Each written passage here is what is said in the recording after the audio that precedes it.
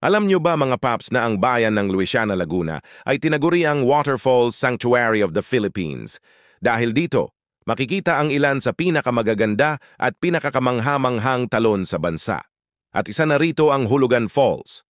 Ang Hulugan Falls, mga paps, ay matatagpuan sa Barangay San Salvador, Luisiana, Laguna.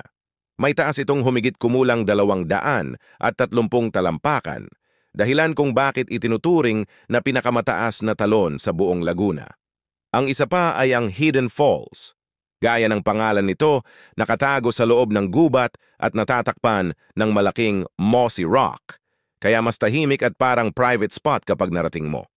Malapit lang ito at makikita sa taas ng Talay Falls. Ang Talay Falls naman ay mas maliit, ngunit may kakaibang 2 level na bagsak ng tubig, parang mini version ng hulugan. Ngunit magkano ba at ano mga dapat tandaan sa pagpunta?